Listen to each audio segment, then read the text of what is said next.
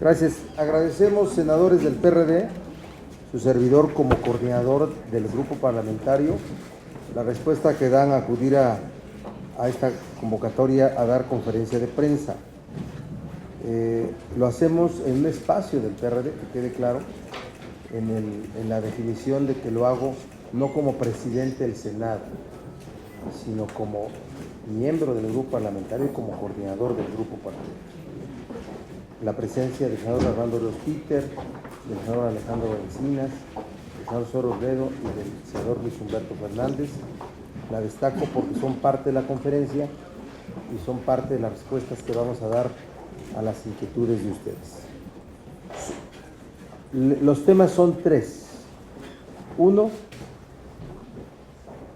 los homicidios de 5 personas, entre ellos el fotoperiodista o el periodista Rubén Espinosa. Segundo, los temas del informe de Coneval sobre la política social, sobre la pobreza en México. Y el tercero, algunas inflexiones que hacemos sobre la encuesta que un diario de circulación nacional publicó el día domingo sobre los escenarios electorales rumbo al 2018. Primero, respecto al homicidio del fotoperiodista Rubén Espinosa Becerril, la activista social Nadia Vera y de 3 mujeres más, decimos: 1. Nos solidarizamos con las familias de las víctimas, con el gremio periodístico, con la revista Proceso, a la agencia Cuarto Oscuro. A ellos les expresamos nuestro más sentido pésame y exigimos la inmediata localización y detención de los homicidas responsables. 2. No habrá esclarecimiento de los hechos si no se determinan las causas reales de los homicidios. Comienzan los. Si no se determina la vinculación o no de que la ejecución de Rubén Espinosa Becerril tiene que ver con su desempeño como periodista. Si no se determina la veracidad o no de las supuestas amenazas que recibió en el estado de Veracruz. Si no se determina si su desempeño como periodista en el estado de Veracruz fue objeto de presiones por parte del poder político de esa entidad. Si no se determina si la causa de la ejecución de la activista social Nadia Vera está vinculada o no a sus acciones de participación en movimientos sociales. 3. En relación a ese mismo tema, de manera tajante, exigimos al Estado mexicano y a sus 3 órdenes de gobierno que para los asuntos de violación a derechos humanos de periodistas se cumplan los principios: 1. Del esclarecimiento de la verdad; 2. Del castigo a los responsables; 3. De la reparación del daño; y 4. De las garantías de no repetición de asuntos de esta naturaleza. Segundo, en el recién emitido informe de Coneval, que refiere que en el año 2010 había 52.8 de millones de mexicanas y mexicanos en condición de pobreza y que en el año 2014 aumentó a 55.3 millones, solo para dimensionar esto, cada día se agregarían 3,000 mexicanas y mexicanos, 2 por cada minuto. De ello, ¿qué desprendemos? 1, la política social del gobierno de Felipe Calderón y del gobierno actual ha fracasado. 2. La llamada Cruzada Nacional contra el Hambre, nombre con el cual se denominó al principal programa social de este gobierno, no cumplió ni sus metas ni sus objetivos. 3. En la ejecución de los programas sociales de la Secretaría de Desarrollo Federal no han sido ajenos estos a actos de corrupción y a un manejo corporativo y electoral a favor del partido en el poder en el territorio nacional. 4. Esto no solo refleja el fracaso estrepitoso de la política social, es resultado también de una política que excluye y margina. Refleja una planta productiva aterrorizada por la violencia y que no genera empleos. Es momento de voltear a ver a la izquierda. 5. El Coneval es un organismo que ha acreditado en su desempeño objetividad y autonomía. Respecto al informe de resultados de Coneval, el gobierno federal ha guardado silencio. No asumir las conclusiones del informe para el rediseño de la política social es y será un desatino del gobierno federal, y en tal caso la pregunta es: ¿para qué el Coneval? Emplazamos al gobierno federal para que presente una política social que funcione, ya que esta está demostrado que la actual no solo no está dando resultados, sino es un fracaso. Tercer tema. Respecto a la encuesta publicada en un diario de circulación nacional sobre los escenarios electorales rumbo al 2018, expresamos nuestra lectura de su contenido. 1. La encuesta publicada no puede calificarse como la primera medición rumbo al 2018. No obstante, tiene un valor que hay que considerar. 2.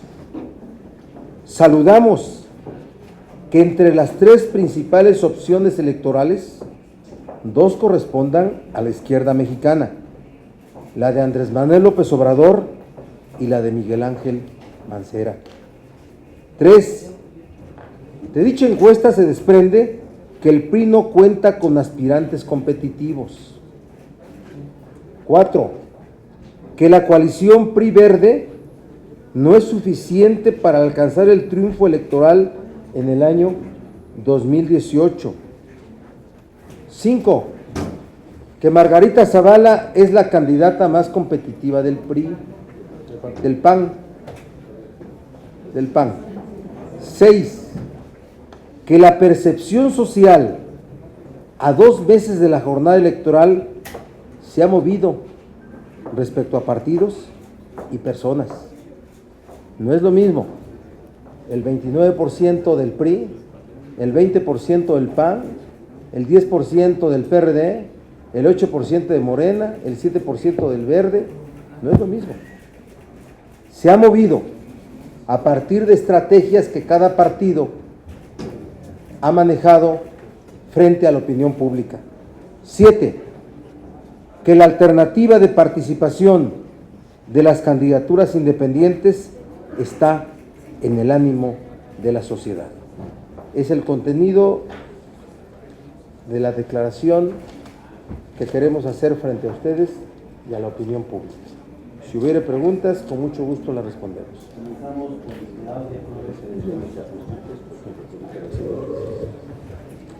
Buenas tardes. Preguntarles, ya está citada en el tema de la política social, ya está citada Rosario Robles el 25 de agosto, presidente. Muchos cambios. ¿Cuál es la inquietud fundamental que le van a plantear y en qué tesitura estará desarrollándose esa comparecencia, dado que los cuestionamientos han sido severos, sobre todo por este último informe del Coneval? y en general pues al gobierno vigente en este momento.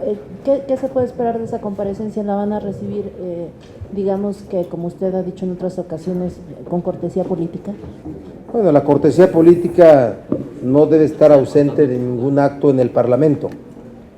La firmeza es la posición que deben tener los senadores para poder recibir, en su caso, exigir información. Lo que nosotros destacamos es que, más allá de la presencia de Rosario Robles, el fracaso de la política social de este gobierno está evidenciado. Y por tanto, que se nos diga por qué hay un silencio del gobierno federal respecto al informe de resultados de Coneval. Es una institución que ha funcionado, que no se le va a tomar en cuenta, que su desempeño no tiene importancia, que el órgano encargado de medir la pobreza en nuestro país no tiene importancia para medir los programas sociales, no tiene importancia, que se diga de qué manera se puede explicar la razón por la cual el gobierno federal no toma decisiones a partir de ese informe de Coneval, que se nos diga por eso. Pero yo le pediría al senador Ruiz Peter, que es presidente de la segunda comisión, que acaba de acordar la cita a Rosario Robles, nos diera una opinión al respecto. Muchas gracias, coordinador. La Comisión Segunda acaba de aprobar que el próximo martes 25 de agosto, tengamos una sesión en un formato similar al que tuvimos cuando estuvo el secretario de Educación Pública. De tal manera que primero, a las 10 de la mañana, vendría Gonzalo Hernández, en representación del Coneval, para presentarnos tanto el documento del que ya hemos discutido aquí en la permanente, el que habla de estos nuevos 2 millones de pobres, pero habrá también de presentarse, seguramente el próximo 20 de agosto, o por lo menos así lo comentamos de manera informal, un informe adicional que de manera particular habla sobre la Cruzada Nacional contra el Hambre, de tal forma que ambos documentos serán parte de la exposición de él a las 10 de la mañana y a las 12 del día vendría la secretaria de Desarrollo Social. ¿Por qué es importante hacer esta consideración sobre el tema de la Cruzada Nacional contra el Hambre? Cuando la secretaria intentó salir a defender la estrategia que han seguido durante 3 años y que ha significado montos de alrededor de 114,000 millones de pesos por año, la grandiosa cifra que salió a defender fue de que en 3 años el principal programa de combate a la pobreza del gobierno de Enrique Peña Nieto había tenido la gloriosa cifra de haber sacado de la pobreza a 86,000 personas. Esto, pues obviamente es una cifra desde nuestra perspectiva ridícula, cuando son 23 millones de personas las que actualmente viven en condiciones de pobreza extrema. De tal manera que habremos de analizar qué es lo que no se ha hecho, qué es lo que no ha funcionado, que ha derivado en un incremento de 2 millones de hombres y mujeres que viven en condiciones de pobreza, pero pues también tener un énfasis importante en el trabajo que ella en esta materia ha desarrollado y pues que deja mucho que desear. Ojalá que sea una buena antesala para el informe del 1 de septiembre del presidente Peña Nieto, donde pues a todas luces no tiene ni rinde buenas cuentas. ¿Y qué nos podrá servir este debate que tiene que ser pues no solamente una visión de la política?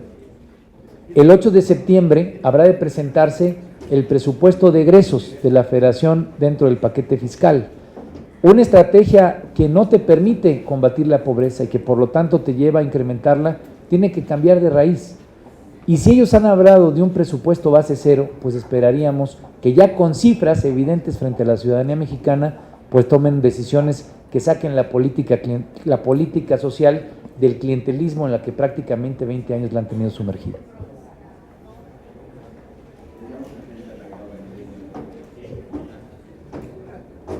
Senador, en torno a este tema de desarrollo social que ustedes señalan que ha fracasado la política de este gobierno, bueno, es contradictorio también los señalamientos que hacía ayer el presidente Peña, que dice que otros países están peor. Esto no es una actitud de un gobierno cínico que realmente no le importa y que ellos pues han trabajado, como decían, en programas electoreros. Lo hemos visto con estas denuncias en Veracruz, donde el senador Alejandro Encinas, bueno, pues argumentó, presentó pruebas de cómo se estaban operando los programas sociales. También el PAN presentó pruebas y bueno, vienen ya las elecciones federales, parece 2 años, falta mucho, pero pues este gobierno ya está preparando sus cambios, vemos nuevos presidentes en el PRI, en fin. Doy una opinión y después le pido a Alejandro Encinas abundes porque ha sido aludido. A ver, a lo que se refirió ayer el titular del Ejecutivo es al estado de la economía. Es un asunto de autocomplacencia, de que por una declaración la gente sienta que estamos mejor que en otros países. La realidad que nos rodea es nuestra realidad y las gentes se van todos los días a dormir con las mismas preocupaciones, ¿sí? Con las mismas preocupaciones, aunque se nos diga que la inflación está en un porcentaje muy reducido, aunque se nos diga que las reformas estructurales, la energética en concreto, está empezando a dar sus resultados, aunque se den elementos de explicación que no corresponden a decisiones nacionales, sino a asuntos de la mundialización de la economía, el crecimiento de la economía en Estados Unidos, los conflictos en la zona, en la eurozona, la caída de la economía de China, la baja de los precios del petróleo, que es un asunto internacional con efectos nacionales, pero sí tenemos la preocupación de la disminución de la planta productiva de petróleos, la disminución de la planta productiva industrial en México, ¿sí? Que son asuntos que ya competen a la realidad de nuestra economía. Entonces, sin duda que no es correcta la afirmación del presidente con expresiones de autocomplacencia, de autorresignación, de que están peor en otros lugares, en otras sociedades. No debe de ser las expresiones que utilice un jefe de Estado para dirigirse a su pueblo, a su sociedad, sobre la situación económica de su país. Alejandro, por favor. Sí, como lo señalamos desde el mismo día en que se presentó este famoso programa llamado Cruzada Nacional contra el Hambre, señalamos que iba a ser un fracaso rotundo, porque no se trataba del rediseño de una estrategia del Estado mexicano para enfrentar el problema del hambre, sino de la sumatoria de diversos programas sociales a un fondo común que iba a tener, sin lugar a dudas, un manejo corporativo. Y la verdad es que se llegó a extremos absurdos.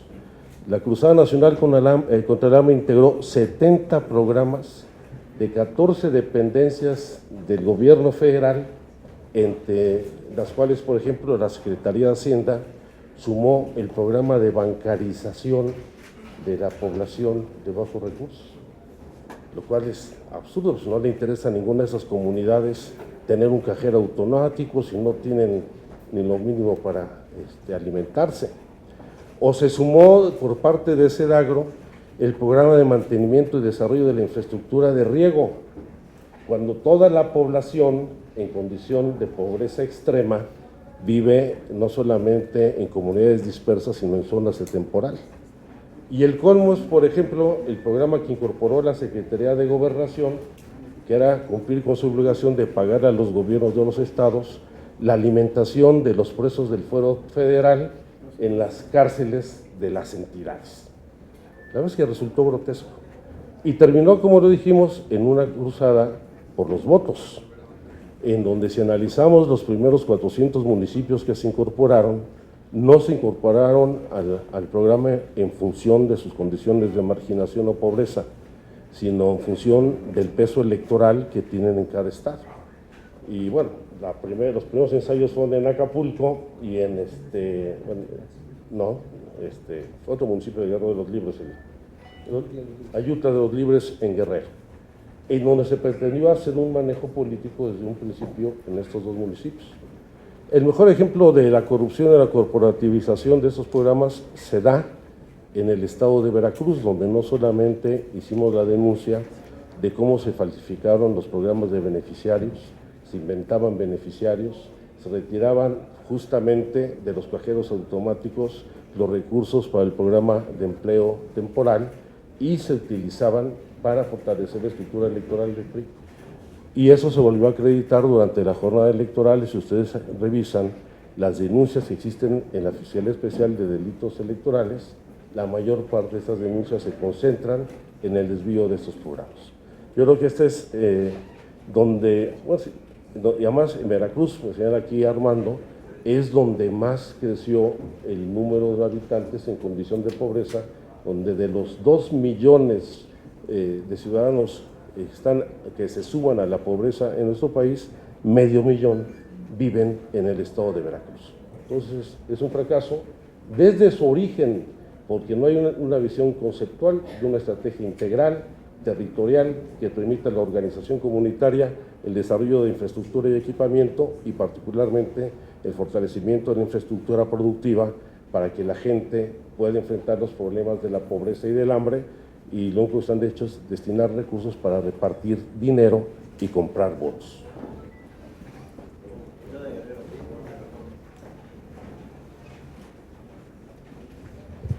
Gracias. En este contexto de críticas sobre el fracaso de la política en materia de seguridad pública, quisiera aprovechar para pedirles una opinión sobre esta información que se revela el día de hoy, en el sentido de que las autoridades estadounidenses tienen información de que integrantes del cártel de los Beltrán Leiva lograron sobornar prácticamente a toda la estructura de gobierno de Sinaloa, desde policías municipales hasta el propio gobernador, en los periodos de Juan Millán y de Jesús Aguilar Padilla, que estuvieron al frente. Y también preguntarles, ahora que están en un proceso de sucesión, los partidos como el PAN y el PRI, que van a renovar sus dirigencias nacionales, este grupo parlamentario había hecho un llamado al PRD para transformarse después del fracaso que vivieron en la elección pasada, pero hasta el momento no se ha tomado ninguna medida. Preguntarles si ahora que dos de los partidos más grandes van a renovar sus dirigencias nacionales, también es necesario que el PRD renueve su dirigencia, y de ser así, ¿cuándo tendría que irse Navarrete?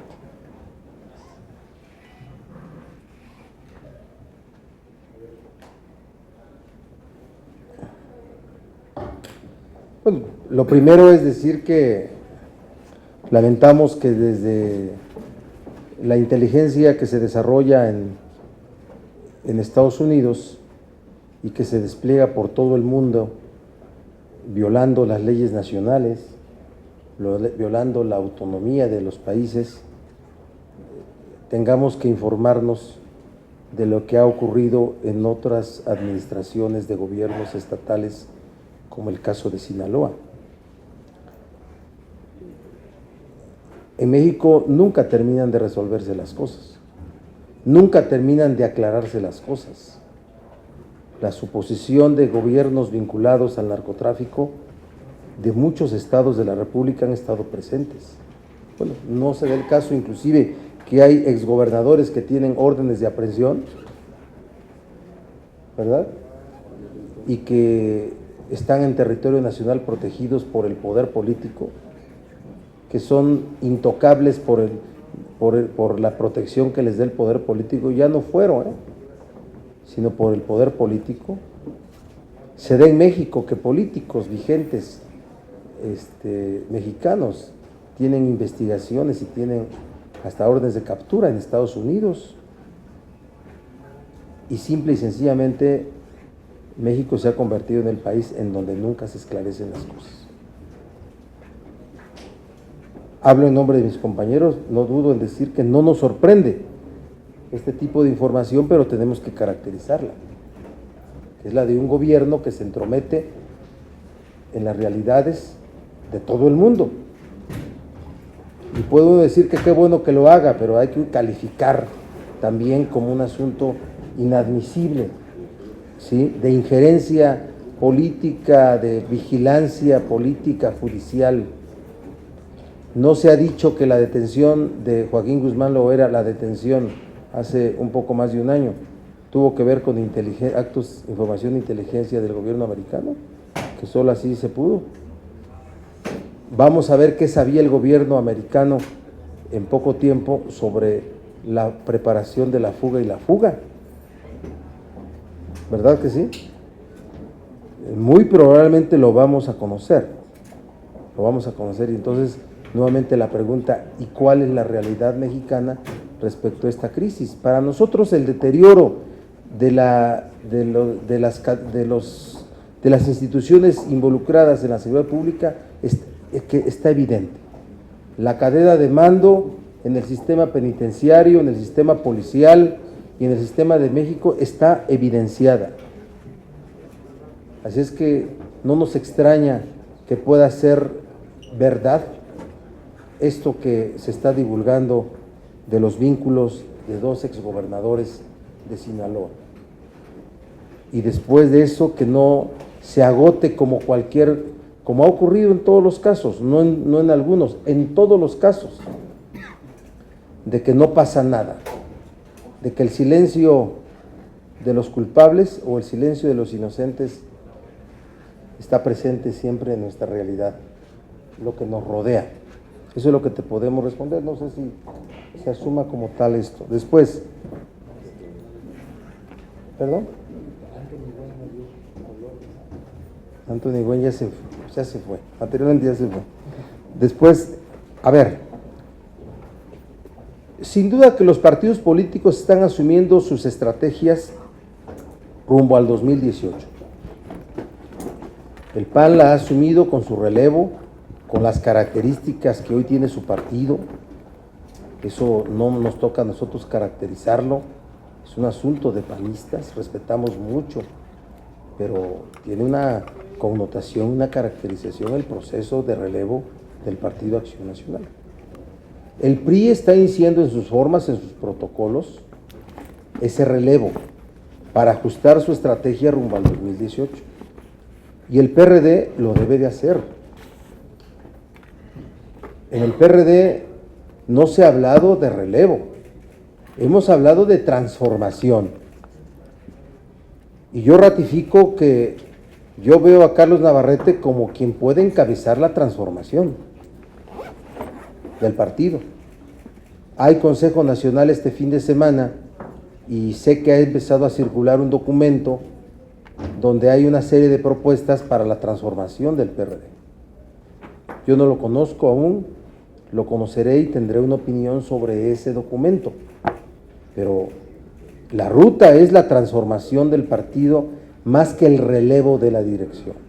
Si dentro de la transformación está contenido el relevo, será parte, pero si la transformación no tiene como un asunto condicionante el relevo, tiene que ver con todos, no con la dirección.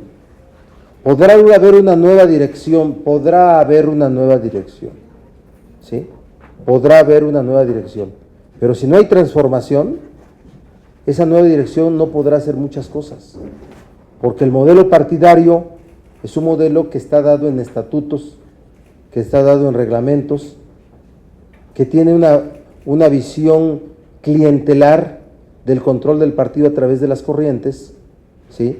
Y que eso es lo que tiene que modificarse. Tiene que haber un nuevo programa, ¿sí? Una nueva propuesta programática, una línea política muy clara de cómo alcanzar ese programa y un nuevo modelo partidario totalmente abierto, totalmente ciudadano. Totalmente ciudadano. Eso es lo que yo creo como debe ser una transformación del PRD. Que la gente pueda voltear al PRD y verlo como una alternativa política distinta a las que hay. Que podamos provocar otra vez el interés de la sociedad para vernos quienes podemos encabezar este movimiento nacional para poder tener una recuperación en todos los sentidos de la vida nacional. Ese para mí es el proceso. Por eso yo no te puedo hablar de cuándo la salida de Navarrete. Para mí lo fundamental es la transformación del PRD, porque sin transformación, aunque haya relevo de dirección, no sirve de nada. No sirve de nada. Le voy a robar porque yo no soy robaideas, pero cuando las dicen, las digo y digo hasta su autor.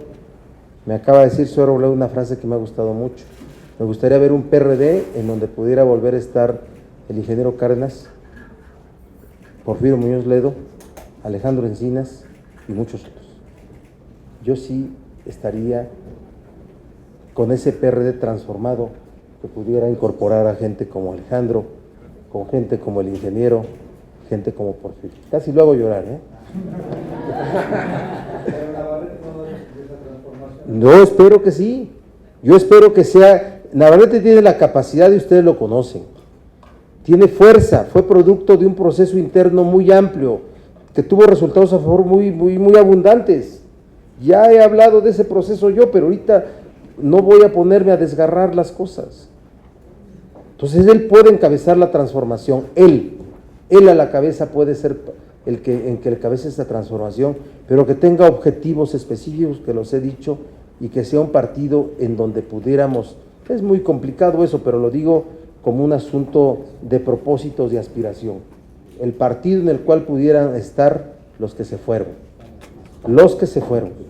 que pudieran querer estar los que se fueron. Esa idea es su Robledo, ¿sí? La digo para que no me reclamen. Yo soy promotor de ellos, no los.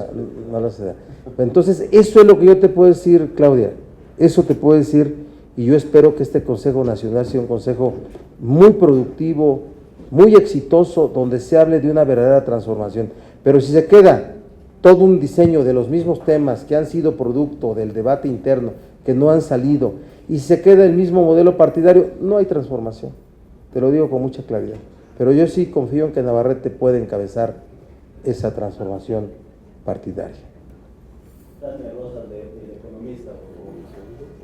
Buenas tardes, senadores.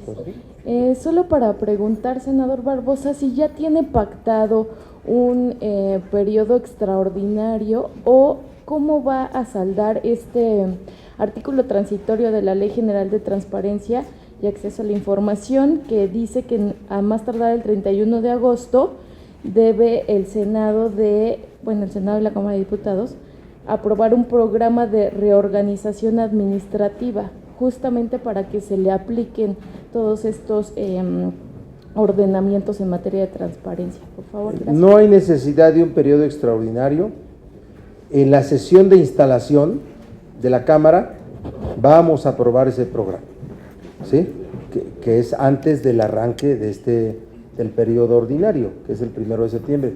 Vamos a aprobar en esa sesión de instalación, ese es un acuerdo ya de mesa directiva que tomamos hoy, para no convocar un extraordinario y crear todo un escenario político que luego es complicado, ¿sí? Y no generar otro tipo de cosas.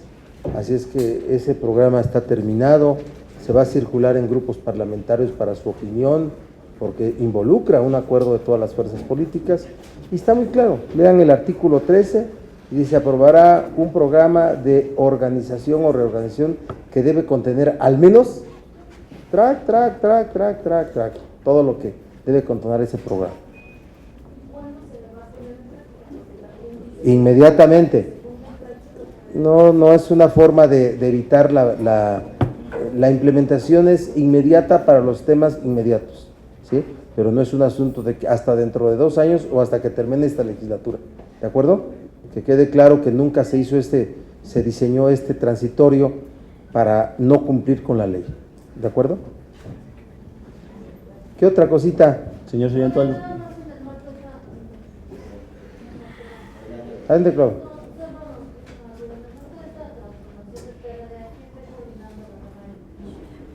Híjole, no soy diputado.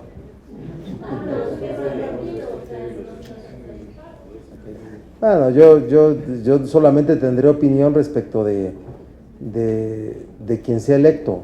Antes de ser electo, si doy yo una opinión, va a parecer un asunto de querer influir. Déjenme que me defienda yo y no quiero influir en otro lado.